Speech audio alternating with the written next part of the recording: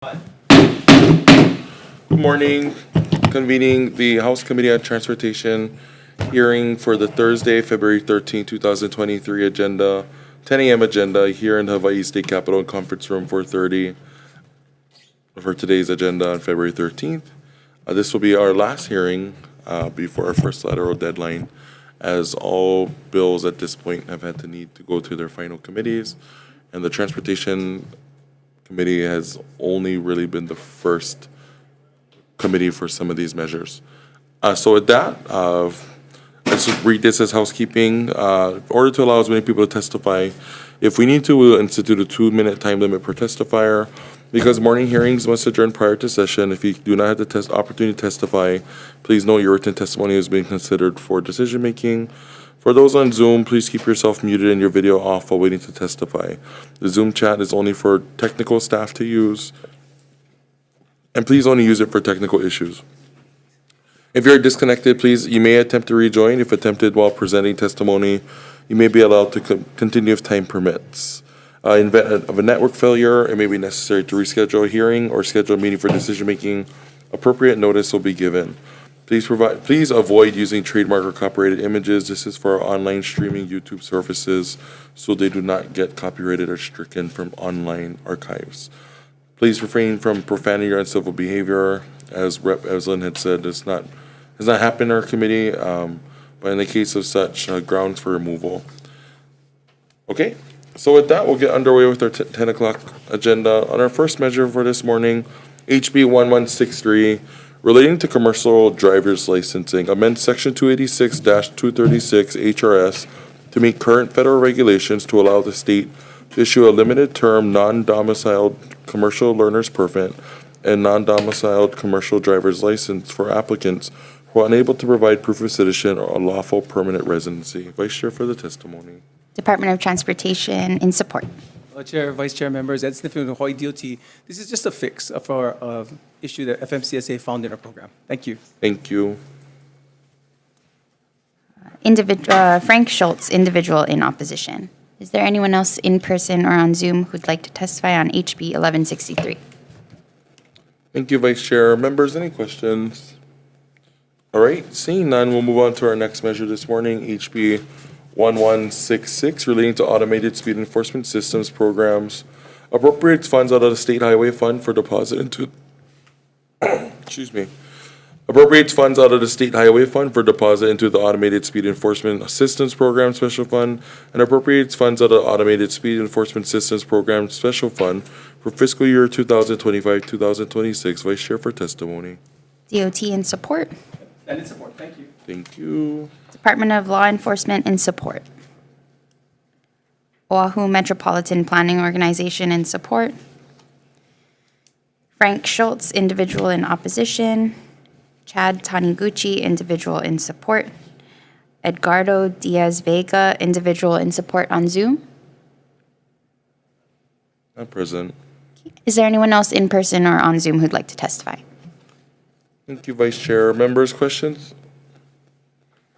Okay, seeing none, we'll move on to our next measure, HB 1231, relating to traffic safety, requires the state to prioritize installation of photo red light imaging detector systems in school zones. If the state establishes a photo red light imaging detector system, requires proceeds of fines collected for disregarding a steady red signal pursuant to a photo red light imaging detector system installed in a school zone to be deposited into the Safe Routes to School Program Special Fund. Vice Chair for testimony. Judiciary with comments. Department of Transportation in support on, in person. Chair, Vice Chair, members, Ed Smith from the Hawaii DOT. Support the intent of this. Want to make sure that everybody understands that when we select the locations, we have to go with safety issues from the past, volumes in that area, potential conflicts with bikes and pedestrians, and all of that has to be considered. So very difficult for us to put a preference into an area specifically. That being said, there is a big preference if you consider volumes and pedestrian activity and potential conflicts in school zones. So in general, you're going to see it in those types of areas. But what we've seen in the past is people who are running red lights or speeding are those that are trying to get onto or off of an off-ramp. Those are the areas that we see significant red light running and speed, and potential crashes in those areas. So I would be hesitant to put in a preference for a different area like this. and also to be hesitant to move the funding from the citations into another area. And the concern for that. When we start looking at the funding that's necessary to expand the system in the future, and I will say, I would love that other communities are asking for these types of things in their areas. If we don't have a funding source for that, it becomes very difficult for us to expand the program. Thank you very much. Thank you. Going back to the judiciary on Zoom, offering comments. Hello, Chair Kila. Ernest De Lima with the Second Judicial Circuit. We've submitted our written testimony on this and would stand with that. We would just like to point out the potential impacts on court operations and the district courts with further implementation of more red light cameras. I think we kind of noted that with the current existing cameras, we're averaging about almost 2,000 additional citations monthly that are being processed. So we'd just like to bring that to everyone's attention. Thank you. Thank you. Hawaii Bicycling League in support. Chair, Vice Chair, we stand on our written testimony. Thank you. Thank you. Ulupono Initiative in support.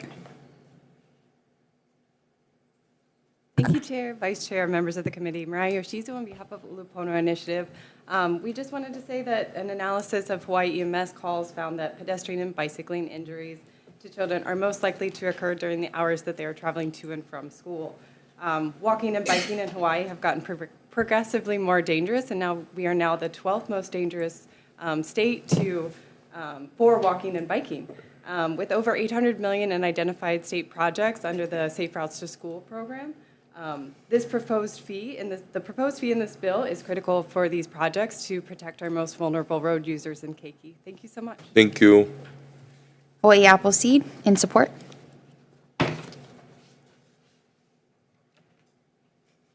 Aloha, Chair, Vice Chair, and members of the committee. My name is Abby Seitz with Hawaii Appleseed. We stand in support of this bill. We support the Safe Routes to School funding, which provides support for bike and pedestrian projects within a 1-mile radius of schools. For context of that impact, nearly 80% of our residents live within that radius. So we believe this bill could not only help our Keiki get to and from school safely, but also help improve the mobility of our residents across the state. Thank you for this opportunity to Thank testify. you. Oahu Metropolitan Planning Organization in support.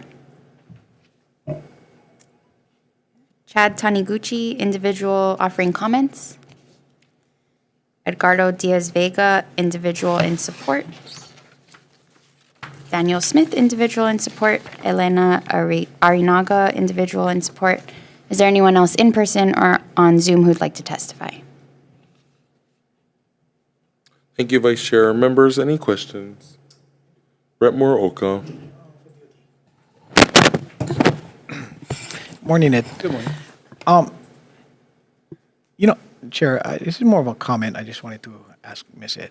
So, on my way to work, to and from every day to this capital, I got to pass 3 schools, Makai Elementary, Waianae High, and Waianae Intermediate. And I've noticed that the speed bumps in front of Waianae High School have helped significantly. Do you think speed bumps or those speed humps in front of the schools would deter much more than these red light cameras will? I don't know if I would say much more, but I will say, from my perspective, the reason the speed humps went in first was because it's a physical thing. You got to slow down every time, no matter what. There's potentials that people could run a red light, could run or speed through an intersection, and we catch them on the back end.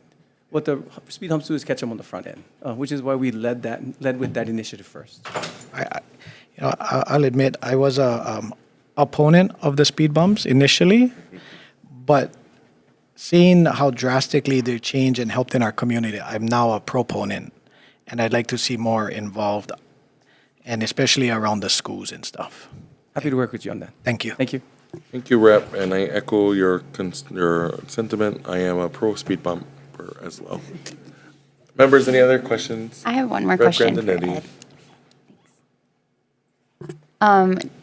Just to clarify, so right now the fines collected go back to the to installing more cameras? Correct. Is that Like, how long do we need to keep doing that for? Well, it depends on how many we put out there. Got it. So the difficulty right now that I have is when we start looking at the types of intersections and the type of crashes that we have in different communities, we have a list of like 50 or 60 that we put in. The 10 intersections that we signalize was about $1 million a year. So when we start looking at that from that perspective, we don't know, well, I'm hopeful that after we start putting these types of programs in, that there's going to be a significant reduction in citations because everybody understands. In these areas, you're not going to speed, you're not going to run the red lights. But I'm not sure yet. So considering from the court's perspective, and I totally understand judiciary's concerns with the numbers of citations that could go through, instead of expanding as fast as we can, we're going to be working with them first to see how we make sure we build up that capacity. First, internally on the enforcement side, and second, with the courts so that we don't inundate everything. But I don't know how fast, I mean, if we look at the different members who had asked for their communities to have red light and speed cams in there, we could have another 50 locations next year if we had the funding and the resources to do so. So very difficult for me to say how much we need and for how long. Okay, thank you so much. Thank you. Question, Chair. Rep the Chica, sorry. Thank you, Chair. Aloha, Director. Question, so for wanting to ask, other than crash data, what's the process of working with the county? Because as we all know, a lot of these intersections are within city and county roads. For example, in my district, one of our highest crash site is the intersection between Mehe'ula Parkway and Lani Kuhana. And it's where everyone has to turn that left with the Mililani Town Center. And just in the last couple of months, we've had vehicles that have crashed directly into the traffic light. And we had one car that actually drove away with the traffic light on the vehicle. And that was widely shared with on social media. And so how do you work with City and County of Honolulu and then in other counties as well? And then what is the engagement with communities as we seek input, because they also kind of know, especially in like the rural areas, how to like best prevent and can provide input if they don't have active crash data, because it's more like we're reacting to something versus we're preventing something from happening. Right. Absolutely. And so there's like eight questions in two. So Right. Let me start with the first. We work really well with all our counties, and that goes with the City and County of Honolulu. So anytime you have concerns about an intersection or roadway that's in the city area, I always ask that you either email their director or the legislator in that area and copy me, so that we can start working on things together. That's if we're looking at speed reductions or speed management in different areas, or crash mitigation, like in this instance. Once we do that, then we can start coordinating between each other. Now, if we're looking at red light and speed enforcement in those areas, what we'll do is tell them it's a priority by helping them fund it, which goes back to Vice Chair's question. If we have this pot of money that allows us to react very quickly to ensure that we can tell the city, it's your intersection, but we're going to support you on this and fund it out of this fund to ensure that we can put this up sooner rather than later. That's how we're working with them on those pieces. For the community, initially, when we started rolling out the speed humps, we didn't ask anybody if it was okay. We did it because there was a safety need. We know that if we should throw it out to the community in the beginning without testing it, the comments back are going to be negative. It's new. It's something different, right? But once we put it out and roll it out and everybody can see how it works, it doesn't slow you down below the speed limit. But it does slow down the maximum speed to those areas to make sure that we can improve safety. Then people can see it, people can feel it, understand it, and then we can start asking, okay, in your community, what problems do you have? Does this help you resolve them? And if not, what other things can we consider? On top of the speed humps that we're putting in, very soon you're going to start seeing rapid flashing beacons coordinated with them. Now, flashing beacons by themselves, I don't agree that they work very well. Mm-hmm. But with the speed hump and with the technology that we're putting in, with a street light that's on top of it that's going to highlight the crosswalk, it's going to be tremendous. So those are the types of pieces that we're putting in to ensure that we improve safety, but also manage speed while we're doing it. Right. Okay. Mahalo. Thank you for all your work on this, Director. Thank you. Thank you, Rep. Rep Moroka. Chair, as it regards to this, are you folks working with the Department of Education and Board of Education? Because there's got to be some type of training for our kids. So they're they're street savvy, right? They know when to cross, what the stoplights mean, what the blinking hand means, what the countdown means, and they also got to know when to get off of their bike and push their bike through a crosswalk, as well as putting their phones down, walking on, so much different. I mean, DOT cannot just foot the blame on everything and then. No, we take the blame for everything. I mean, that's our job. But to your question, we have a Walkwise Hawaii program where we go into different schools to start as early as possible, taking them on walks in their community to ensure that they see what pedestrian safety is supposed to look like. Bicycling League does a really good job of doing training in schools in different areas. The problem I see, though, in the past, we were working with individual principals to try and get into the schools to talk to the kids about safety. What we're doing now is working at the upper level with Keith to try and see how we can put together a program that goes across the system. Thank you. Thank you. Thank you, Rep. Members, any other questions? Seeing none, move on to our next measure, HB 1471, relating to transportation, requires and appropriates funds from the Department of Transportation to install traffic actuated signals, including leading pedestrian intervals and accessible pedestrian signals and detectors, imposes an additional fee of $5 for a certificate of registration for motor vehicles to be deposited into the Safe Routes to School Program Special Fund. Vice Chair for testimony. Department of Transportation with comments. We support the intent with comments. On this one, LPI is important, and we're upgrading all of our controllers now. We have these legacy controllers. They're like 30 years old already, that have base timings and peak timings that make it very difficult for us to program in LPIs. They're possible, but it makes it very difficult for the program on the system.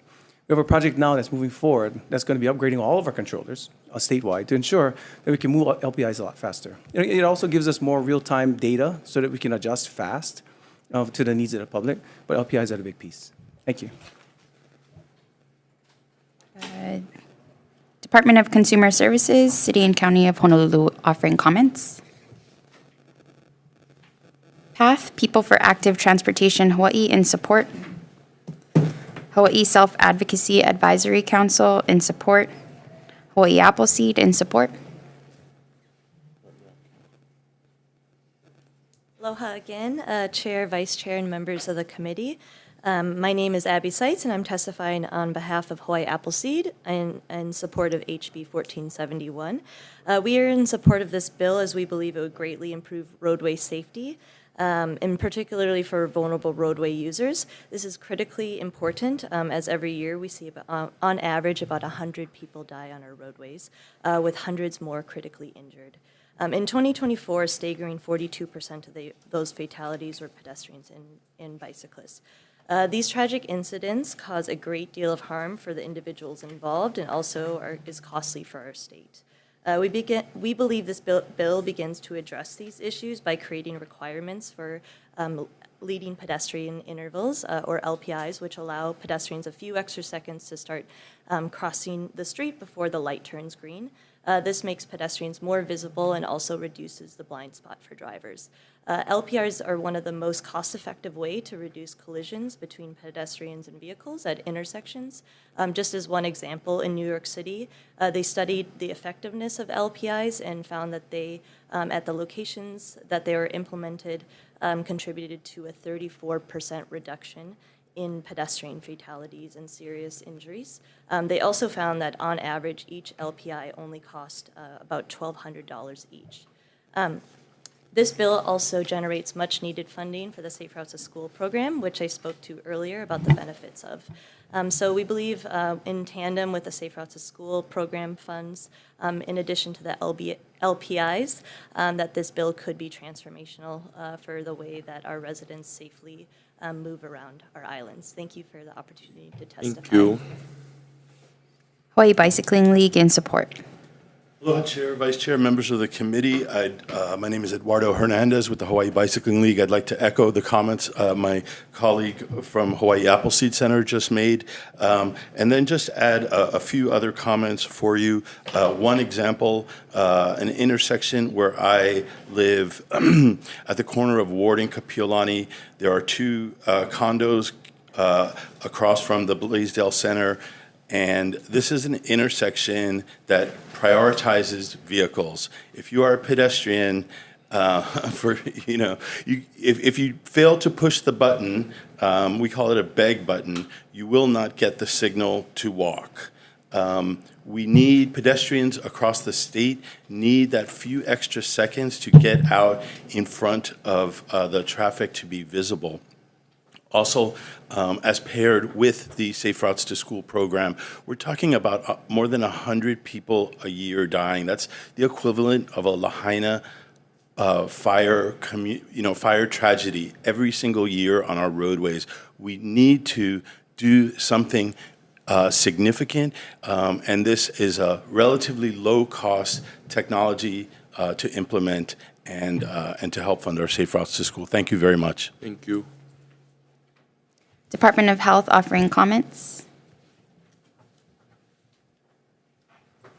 Good morning. I'm Lola Urban, representing Dr. Kenny Fink for the Department of Health. So thank you, Chair Keela and Vice Chair Grandinetti and committee members for the opportunity to provide comments. I echo the comments from our Department of Transportation colleague. And from the Department of Health perspective, we do want fair and just opportunity for people to be healthy. And we applaud the Department of Transportation's efforts to work towards that, knowing that the environment can hinder or actually by default provide the opportunity for safe physical activity. So we have been working on Start Living Healthy to get people to move and be active and do it as a default, right? Step out the door, take a walk. Well, that means we need those healthy environments to do so. We also need people to understand what we mean by Vision Zero, getting to that point of zero fatalities on the road. So we have been working with our colleague in the Department of Transportation and the counties. In focus groups, we have learned that people kept saying Sarah Yara, in terms of what happened. She was on a crosswalk. And people in Hawaii care, and they want to know how to be part of that solution. So we're working on messaging with our colleagues so that we can educate. As Representative Muraoka talked about, how do we get people to understand why we have these road treatments? And so that's what we're working towards, so people can embrace it, right? Because we can build it, and we need to make our roads safer, and we want people to understand and embrace it. It's for all of us, and especially our keiki. And so things like the leading pedestrian intervals, where I cross the street all the time in downtown, and it's hard to be visible when I'm only 5'2". So it's really great if I can be visible before the cars start turning towards me on Punch Bowl. And then if I have a colleague on a wheelchair or somebody pushing a stroller, it's great to give them that fair opportunity to be visible. And it's fair to the vehicular driver, too, to go, oh, I see them now, right? Give everyone an opportunity to see each other. So I appreciate the opportunity to provide comments. Thank you. Yeah, same thing at 5'2". I feel you.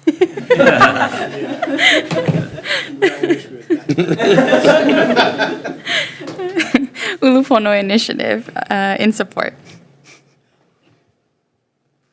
Thank you, Chair, Vice Chair, members of the committee. Mariah Yoshizu on behalf of Ulupono Initiative in support of this measure. There's a lot that's already been said. I think that everybody has summarized this one very well. We just wanted to note that LPIs, or the leading pedestrian intervals, are an underutilized Federal Highway Administration proven safety countermeasure that is effective in reducing roadway fatalities and serious injuries, and is strongly encouraged for widespread implementation. They increase the visibility of pedestrians, reduce conflicts between the drivers and pedestrians, and then improve the likelihood of drivers yielding to pedestrians in the crosswalks. I'll also echo just the previous sentiments from the last measure with the proposed fee for the motor vehicle registration. It would help provide sustainable funding source for the Safe Routes to School program, as we have an immense need to implement these infrastructure projects and help our keiki getting to and from school. Thank you so much. Thank you. Oahu Metropolitan Planning Organization in support. Hawaii Public Health Institute in support on Zoom. Aloha Chair, Vice Chair, and members of the committee. My name is Lauren Lohr. I'm the Healthy Eating Active Living Program Manager at Hawaii Public Health Institute. We stand on our written testimony in strong support of HB 1471.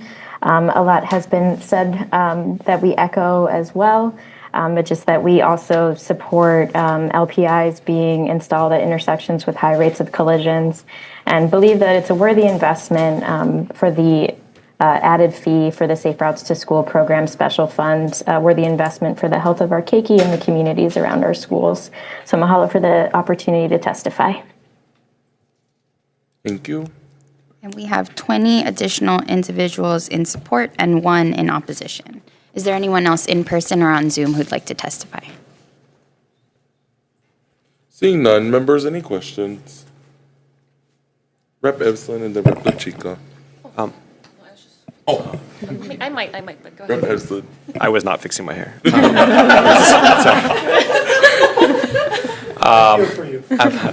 A question for Eduardo. You mentioned the beg button or whatever you Yes. referred to it as, which I agree is frustrating. Often you get there like 1 second after the cycle has changed and you got to wait for 2 full cycles before you can cross. Correct. But so would the LPI address that? I understand the leading part of it, but this would also require that the signal changes even. So I would have to defer to my colleague at Transportation Okay. on that, but those few extra seconds, if we got it, it would make such a difference. Okay. Thank you. Thank you. I guess I have a question for Ed. Thank you, Director Sniffen, for being here. So it wouldn't address that, is what? Would not.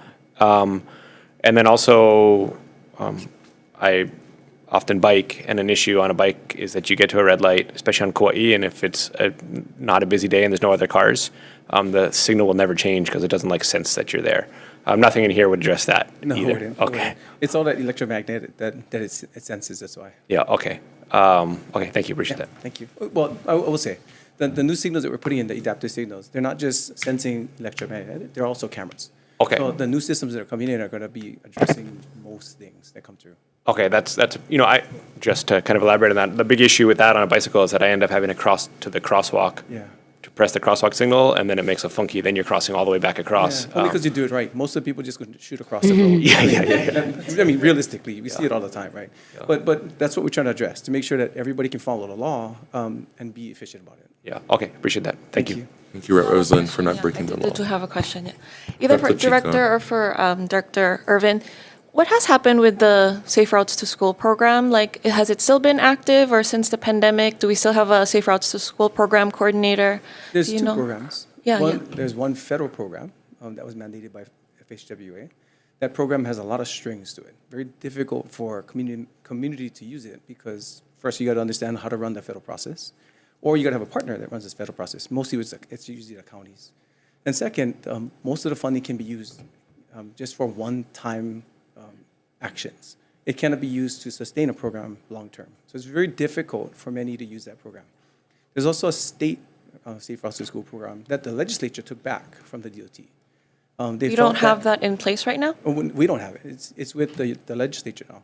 So they felt that we weren't expending it. But the difficulty, again, is the state can't use that money. It has to be used by counties or other community groups who couldn't deliver on the programs. I think there's 7, and I mean, it's very small money at the time, so adding this funding is going to be tremendous in making sure that you can push bigger projects through those areas. But that's no longer under the DOT. So the Safe Route, is there still a Safe Route? So there's still a Safe Routes to School special fund. Is there still a Safe Routes to School program coordinator in each of the counties? That I'm not sure of. Would you know, Director Irvin, if there's still infrastructure in each of the counties? Or will Hi-Fi? Lauren, would you know? If there's still a coalition? Yes, and there are still coordinators as well. They're county coordinators employed by the counties, and they're still meeting about the Vision Zero? Yes, with the HEAL coalitions, we'll also meet with the Safe Routes to School coordinators to talk about Vision Zero, but definitely any Safe Routes to School projects or the Walk to School days, if there's anything like that happening, sort of the software, as they call it, projects as well. Okay. Just want to, if you have anything to add, Director. Thank you for the question. Yes, the Department of Health does fund partially the Healthy Eating, Active Living coalitions across the counties. And we do that with general funds and federal funds. Yeah. So we do fund them. We'll also continue working with the counties in terms of things like the quick build projects that are part of the safe routes, and especially in communities that have lower SES, lower socioeconomic status, Title I schools. So the counties are active. And I think, just for a matter of clarification, in HB 1471, Section 6, page 10, it does cite where you'll find the special fund for safe routes to school. It's in Section 291-4, and it does give a mechanism for a task force that meets and then makes determination. But I would have to defer to Director Sniffen in terms of how the funds are appropriated. Yeah, but it looks like if the legislature hasn't looked at it or hasn't been investing in it in the past few years, maybe it looks like we're looking at it now, and it looks like we have mechanisms in place to start reinvesting in the fund and looking at it as a, thank you. Thank you so much, Director. Members, any other questions? I have one more question. Rep. Grandinetti. Abby had her hand up. Did you have something to add? Oh. Wait, come to the mic. I just wanted to address your question. There is a Safe Routes Advisory Committee that has been meeting. They started meeting last year, maybe in September, I want to say, and they were meeting about every 2 weeks, and now they meet every month. And there is a committee report that they have submitted to the legislature about the work that they're doing and the projects that, mostly county projects that they've proposed, but there's also been an effort to identify all the state projects for safe routes to school as well. Who's the organization that leads those meetings? It's actually our Director of Transportation Policy and Programs, Katie Rooney, from Ulupono Initiative. And then the reports are posted online? Yes, they In are. Ulupono's website? They are on the DOT's website, I believe. All the reports are. There's a safe routes to, safe routes to school program website on the DOT website. Okay, thank you. Yeah, thank you. Director Sniffen. This is a working group that was put together 2 years ago. The legislature had told us we got to get more active in active transportation projects than we have. And we let the legislature know, if you really want the projects, give us $50 million in general funds and we'll get it done. Instead, the legislature locked up $10 million of our funds for 2 years to put into this program that would be guided by this committee.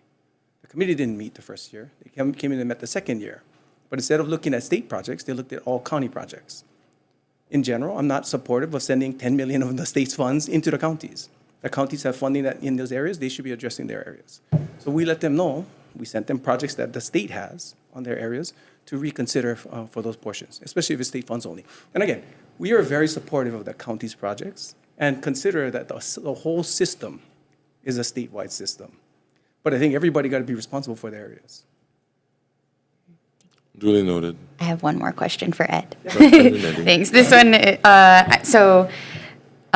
in your testimony, asked for the bill to be amended to evaluate for use of LPI rather than requiring installation. That makes sense, but I was also wondering, aside from like evaluating for prioritization, you mentioned evaluating for feasibility. In what situation would an LPI not be feasible? In areas where there's no pedestrians. Oh, I mean, there's portions Yeah. of our system that don't allow pedestrians because there's an overpass. got it. In those portions, LPIs just shouldn't be in place, right? So we would be looking at areas first that we would prioritize on the system. And after our system is upgraded with our new controllers, it would be really easy for us to do. But when we do that, we want to make sure that we can prioritize them that way. Okay, thank you. Thank you.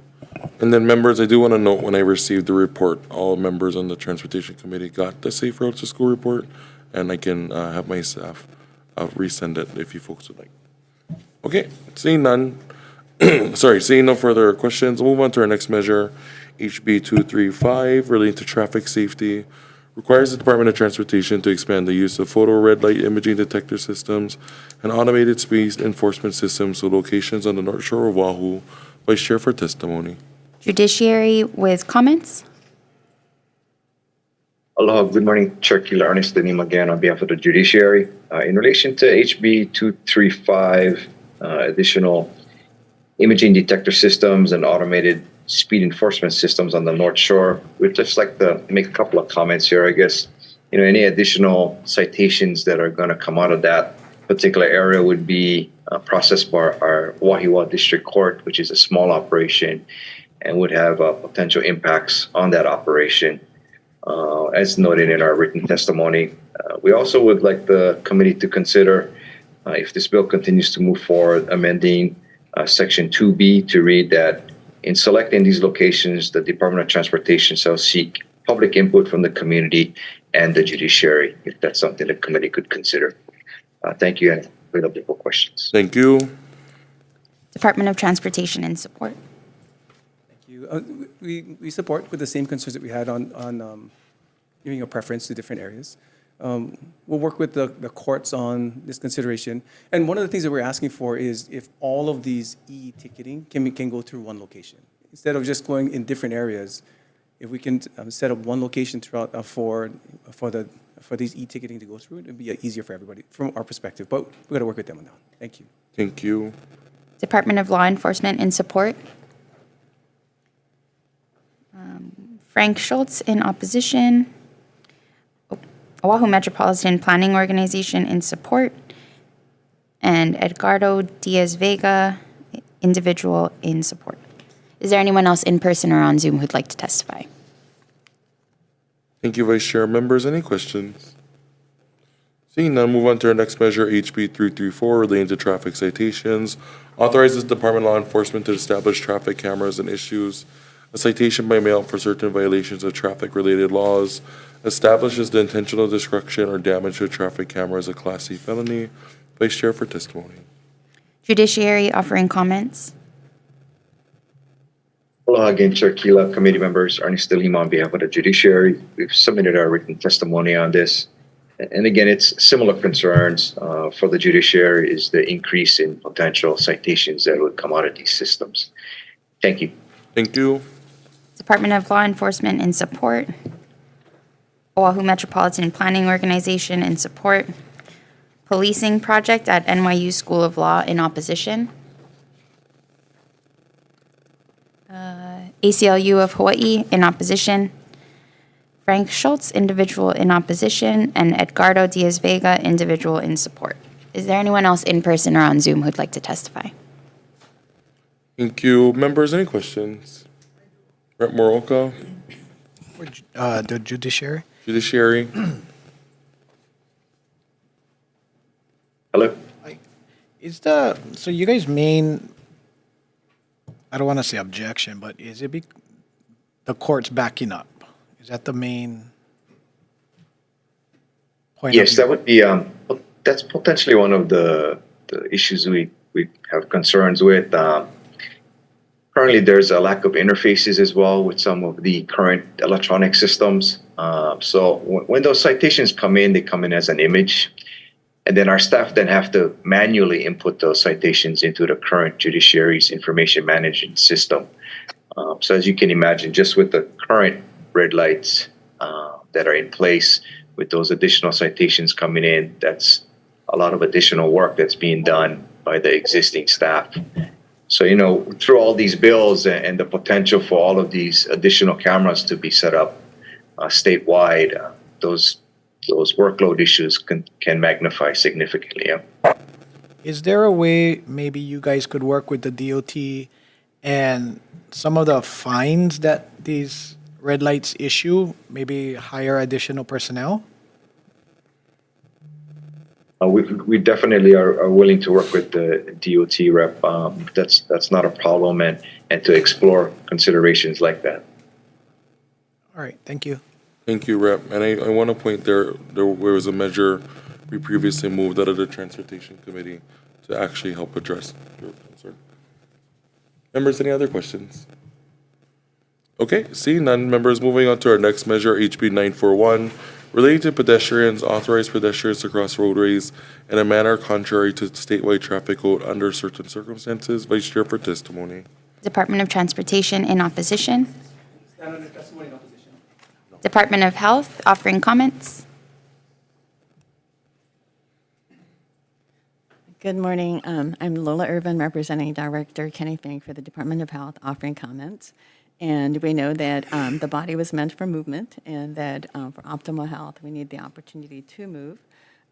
What happened with the introduction of automobiles was an engineering of physical activity out of our daily lives, right? And it was done to our environment as well as socially. So the term jaywalking, jay means to be foolish, so somebody who jaywalks is foolish. So again, we're working with our colleagues to get back into everybody has a right to the street and the roadway. And so we do hope that we will be able to have policies and environments that support everyone having a right to use the road. And that if we can be reasonably careful persons, and that is a term that we have to put in our contracts. So it's not an unusual term to use words that everybody should understand, right? So a reasonably careful person can cross the street because there isn't a crosswalk and there are no cars coming their way. But that is a matter for comments, and so thank you for the opportunity to provide testimony. HPD in opposition. Hawaii Appleseed in support.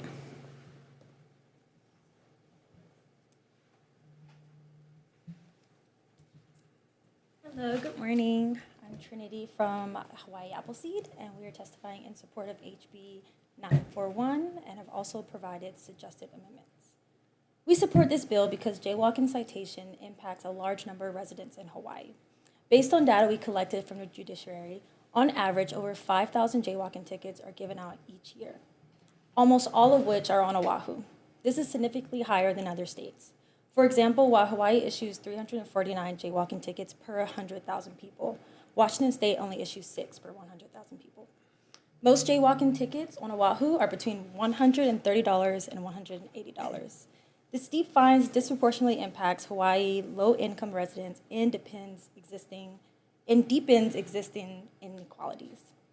Despite a high number of citations in Hawaii, jaywalking enforcement does not produce large sums of money for our local government. Unpaid fines for individuals also leads to serious consequences, including damage to credit scores, barriers to employment, and housing opportunity. Additionally, we recommend amending the bill to remove requirements that pedestrians must be more than 200 feet from a marked crosswalk, as it would be difficult to enforce.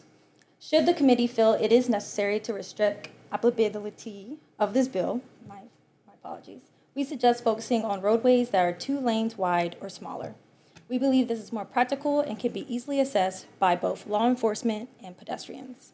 Ultimately, we seek to shift the approach away from excessive fines and towards building safer pedestrian infrastructure for all. Mahalo for your time in considering this bill. Thank you. Hawaii Bicycling League in support. Chair, Vice Chair, members of the committee, this is a law that it's not working, and it brings inequity and inequality into our legal system. We just heard the judiciary talking about how overloaded they are with cases, and it doesn't add safety. At the HBL, safety is our, we lead with that. That is the number one concern for our organization. But jaywalking jaywalking laws haven't made us safer. We continue to see roadway deaths on our roadway that are just awful. So thank you so much for this opportunity to testify. Thank you. Grassroots Institute of Hawaii in support. Oahu Metropolitan Planning Organization in support. Hawaii Public Health Institute in support on Zoom. Aloha, Chair, Vice Chair, members of the committee. Lauren Lohr, Healthy Eating Active Living Program Manager with Hawaii Public Health Institute. We stand on our written testimony in strong support of HB 941. This is another solution to get Hawaii's residents and communities active in their built environment, and by taking away barriers to walk will lead to better health for our residents. So just echoing the comments from DOH, and thank you so much for the opportunity to testify today. Thank you. Keiki Injury Prevention Coalition in opposition. And 5 individuals in support and 1 in opposition. Is there anyone else in person or online who would like to testify? Thank you, Vice Chair. Members, any questions? Okay, seeing none, members, HB 1260 relating to transportation requires each county in collaboration with the Department of Transportation to establish a summer streets pilot program that closes vehicular traffic and repurposes roads for pedestrian and cyclist use, outdoor events, and other community-driven activities. Requires each county to submit an initial proposal to Director of Transportation, appropriates funds. Vice Chair for testimony. Department of Transportation in support. Send it forward. Thank you. Thank you. Hawaii County Council offering comments. Hawaii County Council District 1 in support. People for Active Transportation Hawaii in support. Hawaii Bicycling League in support. Chair, Vice Chair, members of the committee, thank you for this opportunity to testify. You have my written testimony before you. There were a couple other things that I wanted to highlight that came up after I submitted that written testimony. In the bill, it cites that this model is based on a program in Malmö, Sweden that was started in 2017. Actually, the history of open streets dates back more than 50 years to Bogota, Colombia. They have had a program of open streets since 1974. They're a city of approximately 9 million people, and every Sunday they have about 70 miles of streets that are dedicated just for walking, biking, and rolling. This is a project that exists in more than 400 cities around the world, and there's numerous data that supports the socioeconomic and health benefits of open streets. With that being said, the pilot doesn't have any timeline for the implementation to occur, so I would recommend putting some kind of date so that we can get started on moving this project if it does pass. Furthermore, the bill does have a funding appropriation requirement to it, and that's a critical component. If this bill passes without any funding, it becomes an unfunded mandate to the counties, and it won't happen. So it needs to have at least some funding so that Hawaii can do this. I think if we did it at the state level, I think we would be the first state in the United States to adopt an open streets at the state level. It would be wonderful for our visitor industry, programming to get visitors out of cars and on bikes, and to experience some of the most beautiful roads in the country, walking, riding, and rolling. Thank you for this opportunity to testify. Thank you. Oahu Metropolitan Planning Organization in support. Hawaii Appleseed in support. Thank you, Chair, Vice Chair. We stand on our written testimonies. Thank you. Cycle on Hawaii in support. Kauai Path in support. Department of Health in support.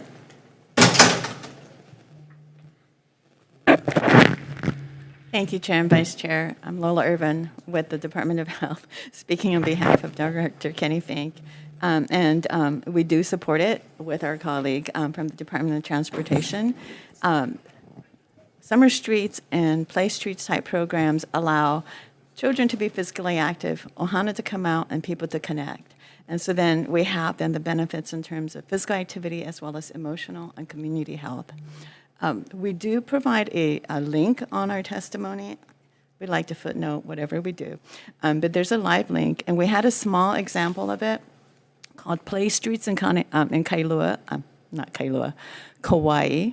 And so it'll give you kind of a visual in terms of what it might look like. So Kauai is piloting this, and it's moved from a pilot to something that they can spread. The county is working on it. We had a COVID grant that was to work on increasing physical activity and also to build resilience through community connectedness. And so something like a summer streets program or play streets is a really great way to do that. And during COVID, it was a safe way to do that so people could be physically active and then connected and not isolated and not pass around COVID. So thank you for the opportunity to testify. Thank you. Keiki Injury Prevention Coalition in support. Paul Bernstein, individual in support on Zoom. And we have 15 additional individuals in support. Is there anyone else in person or online who'd like to testify? Thank you, Vice Chair. Members, any questions? Brett Moore-Oka. Bicycling League. Yes, sir. Can you give me an example of what this would look like and what type of area you guys are wanting to do this on? Sure. We have, there's many places that on each island, beautiful roads, and we're asking for a few, this project would ask for a few hours a year that it would be closed to vehicular traffic. So 24/7, the roads are only for cars, and a few hours a year to close them for people to enjoy them walking, riding, and rolling. I could think of places, the Kaiwi coastline on Oahu, to close that for a few hours on a Sunday during the summer. A place that we've had small pilot projects before. Waikiki Kalakaua Avenue was closed during COVID. One thing, there was an event that happened about 4 times. It was called the Race to the Base, and it involved the H3 highway. And I didn't get to personally participate, but the H3 is one of the most beautiful highways in the United States. And if it could be closed for a few hours for people to walk, ride, and roll, people would come from all over the world just to do that one day to ride their bike on the H3 or even part of the H3. It's a mind shift. As I said, in Bogota, it happens, there's a city of 9 million people. It does involve changing habits. People will have to figure out how they're going to get around that day. But everywhere where they've done it, in New York City, I linked in my testimony the economic benefits that they found when they do it in corridors. It gets people out in business communities. We could do it along King Street on Oahu for several miles on a Sunday afternoon. We could do it, there's many lists. The Bicycling League would be glad to sit down with the counties and the state and make our recommendations for which roadways would be best suited for something like this. And it wouldn't, of course, I think there's accounting for taking up only part of the road so that you can still have emergency access and so on, depending where you do it. In New York City, they have an event called the 5-Borough Bike Tour, and it takes people on major highways, the FDR Drive, the Brooklyn-Queens Expressway, and then up and over the Verrazano Bridge. Those are also federal highways.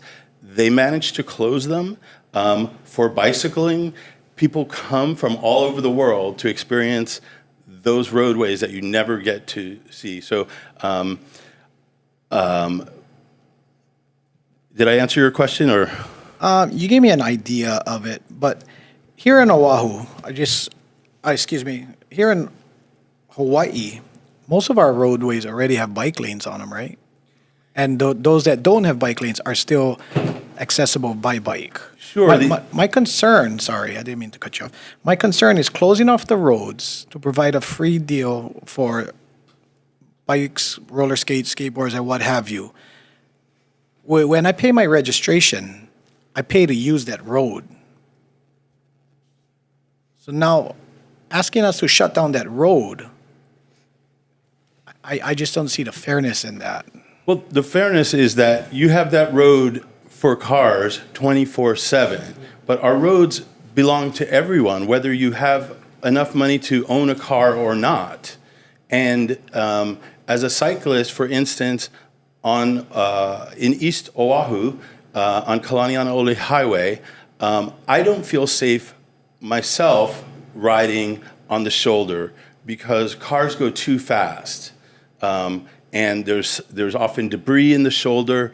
And if there could be a few hours that it would be closed to traffic, it would allow us, so it is a matter of fairness. It's like we're not asking you for it to be every day, all day, every week. A pilot, this is a pilot, try it, let's see. The experience in other cities where they've piloted has been that people love it. And what we hear at the Bicycling League is that people don't ride bicycles because they don't feel safe. An event like this would help people to feel safer because they could bring keiki, they could bring kupuna, and they could try what it's like. I mean, I understand, but for me, the argument would be, we already have parks, we already have this, and the counter argument is me as a vehicle driver, I cannot take my vehicle for 3 hours a year to go drive on the beautiful Pearl Harbor bike path that is designated for walking, running, hiking, and so on. So again, is it something that the taxpayers would have to pay up? When we pay registration, again, like I said, we pay to use these roads. Now, you're asking for them to be closed. So registration does not pay for the entire upkeep of roads. So our roads are paid for by everyone who pays taxes. So it's not fair to keep roads, which are literally our biggest resource. They're bigger than our parks in terms of miles. We have more miles of roadway than we have acreage in state parks. So a few hours a year to dedicate it, to have people get out of their cars and to experience the environment. If you've ever ridden here in Tantalus, up Tantalus, you go in your car, it's beautiful. You go on a bike, it's a whole different experience. And you're like, you really get to treasure this beautiful place that we live and respect the Aina. And a few hours a year, yeah. Thank you. Thank you. Thank you. Rep, and thank you. Ed, you want to respond to some of Rep Moroka's stuff? Okay. Thank you. Members, any other questions? Okay, last measure, HB 144. HB 1444. Related to motor vehicles.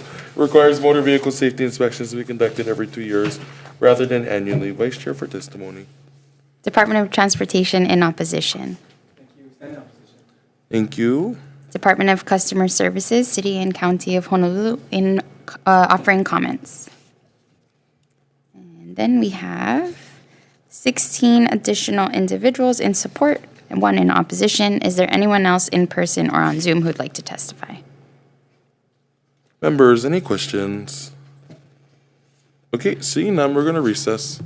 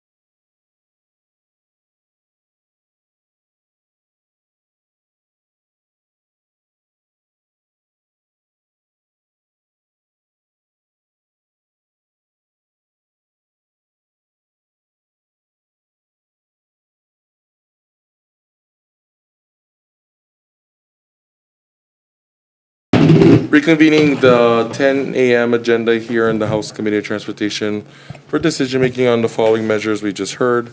Members, our first measure, HB 1163, relating to commercial driver's licensing. Let's adopt the HD1, and then we'll do some numerous tech amendments for fixing the style, formatting, clarity, consistency, and style. And I will defect the effective date July 1st, 3000. Members, questions, comments, or concerns? Vice Chair for the vote, please. Voting on HB 1163, Chair's recommendation is to pass with amendments. Chair and Vice Chair vote aye. Representative Cochran, excused. Representative Evslin, excused. Representative Kitagawa, excused. Representative LaChica? Aye. Representative Miyake? Aye. Representative Muraoka? Representative Pierik? Chair, your recommendation is adopted. Thank you, members. Move on to our next measure, HB 1166, relating to automated speed enforcement systems programs. Let's adopt the HD1. I'll do tech amendments for clarity, consistency, and style. I will blank the appropriation amount in this measure, and I'll note in the committee report the requested amount.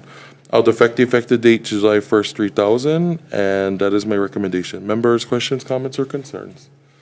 Seeing none, Vice Chair for the vote, please. Voting on HB 1166, Chair's recommendation is to pass with amendments, noting the excused absences of Representatives Cochran, Evslin, and Kitagawa for all further measures on this agenda, unless otherwise noted. Are there any representatives voting no or with reservations? Chair, your recommendation is adopted. Thank you, Vice Chair. Members, next measure, HB 1231, relating to traffic safety. Let's adopt the HD1, defecting the effective date to July 1st, 3000. I'm going to remove parts of the bill in paragraph 3, section, oh, sorry, I don't need to do that, actually. On page 4, line 5, replacing the word shall with may. Page 6, line 6, replacing the word shall with may. And then also adding language of consultation with Department of Transportation and Department of Education. I'm also going to insert language for a placeholder establishing specific percentage of fines and or maximum annual deposit amount, leaving blank for further consideration by the next committee. I had shared with the introducer the concern of the potential concerns we may run into is that the way that we have the rules written out for the program is that they are to be self-sustaining and not necessarily generating revenue source. So we may run into some issues later down, but I will note that in the committee report. Members, questions, comments, or concerns? Vice Chair for the vote, please. Voting on HB 1231, Chair's recommendation is to pass with amendments. Are there any representatives voting no? Any with reservations? Chair, your recommendation is adopted. Thank you, members. Moving on to our next measure, HB 1471, related to transportation. Well, let's adopt the HD1. We'll do tech amendments for clarity, consistency, and style. Defect the effective date to July 1st, 3000. I'm going to remove any LPI language in the measure as Department of Transportation has noted. It's not necessary as they are working through the installation of these, and I will make sure that the department is in communication with the Transportation Committee. But the one thing I do want to applaud the measure is that we're floating before the session begun, looking for a funding source based on motor vehicle registration. And I think the way that we have that part of the bill is actually worth keeping alive for further discussion and funding. So on page 8, paragraph C, I'm going to replace the specified $5 amount with a blank, and also indicate in the committee report that the amount is subject to further deliberation by the Finance Committee. Deleting the second paragraph on page 10, and I'll include specifying language that upon the adoption, the act shall take effect 1 year after its approval to allow counties sufficient time to educate the public and adjust their systems accordingly. And that date will be, for now, July 1st, 2026. With that, members, questions, comments, or concerns? Seeing none, Vice Chair for the vote, please. Voting on HB 1471, Chair's recommendation is to pass with amendments. Are there any representatives voting no? Any with reservations? Oh, okay. Representative Pierik voting no. Any with reservations?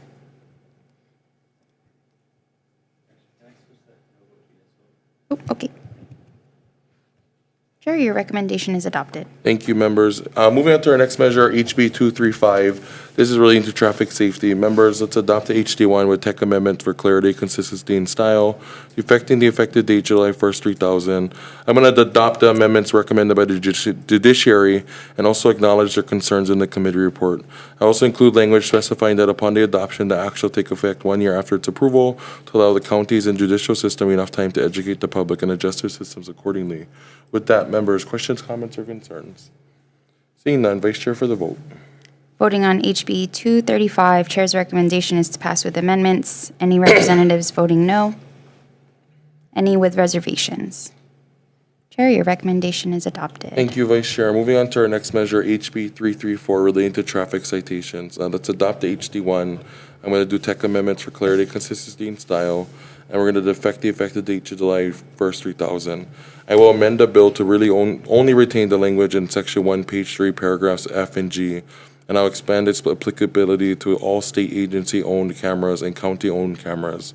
There were some issues as the way the bill was written, but I do want to apply the introducer because I think keeping the one part that the intentional damage or obstruction of any of these cameras should be constituted as a Class C felony, because in the way that you would have to expose yourself to traffic and the situation to do so is creating a dangerous situation for everyone.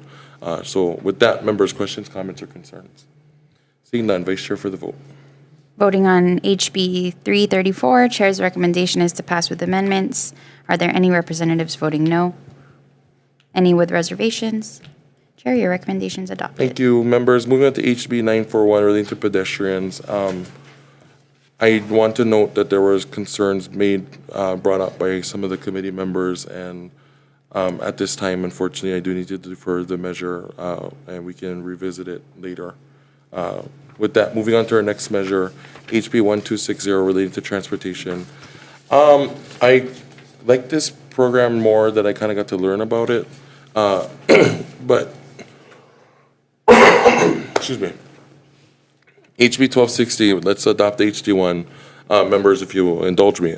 Technical amendments for clarity, consistency, and style will affect the effective date July 1st, 3000. The 2-year pilot program will be applicable to counties with a population of 250,000 or less, and this shall sunset upon the conclusion of the 2-year period unless extended or made permanent by the legislature. I will also require the Department of Transportation and participating counties to submit annual reports to the legislature no later than 30 days prior to the convening of each regular session. These reports shall include at minimum an assessment of the benefits and drawbacks of the pilot program, data on traffic crashes or absence thereof, pedestrian-related data and feedback from participating counties in consultation with participating businesses, law enforcement agencies, and other applicable partners. I do want to note that there was language for several reports. All these reports will be funneled by one agency, which is DOT. They will be the ones submitting. DOT will be facilitating a report. I don't want 20 different reports coming to the legislature. One report, and everyone will participate. I'm also going to blank the appropriation amounts indicated in the measure, and I will note the original requested amount in the committee report for further deliberation and consideration by the finance committees. With that, members, questions, comments, or concerns? I have a comment. Yes. I really appreciated the concerns of Representative Muraoka, but I also I recognize that his district's infrastructure constraints are completely different from mine, and I could really see something like this working. I represent the Diamond Head area, and Diamond Head Drive is constantly closed off for things like races, but the general public can't enjoy that road in the same way unless they, sign up and pay the registration fee for the race. So I could see something like this being really popular in my district, which has the capacity and is already used to those kinds of road closures. You could walk along Diamond Head and then down Montserrat and go shopping. So I know Oahu would be exempted, but just wanted to add that, it would be, something like this should be attuned to the community's needs, but it could work in a lot of places. Yeah, and I thank you, Vice Chair, for that sentiment. And we were discussing during our recess that I think some areas have this, I don't want to use the word privilege, but infrastructure privilege that exists that unfortunately areas like where me and Moroka represent, we just don't have the infrastructure. But I think it can work in the areas where it exists. And I think in that intent, I want to pilot it in a smaller area for us to see it through that should it become a larger set thing, we have data to prove it works and how it can impact or not impact our local communities. So with that sentiment from the Vice Chair, members, any other questions, comments, or concerns? Okay, Vice Chair for the vote. Voting on HB 1260, Chair's recommendation is to pass with amendments. Are there any members voting no? Okay. With reservations? Okay, Chair, your recommendation is adopted. Thank you. Members, last measure, HB 1444. I was trying to work on some things, but after further deliberation discussion with the committee, we could not come to a consensus, so unfortunately at this time I have to defer this measure. And seeing no further business before the committee, I will see you folks after bills cross over.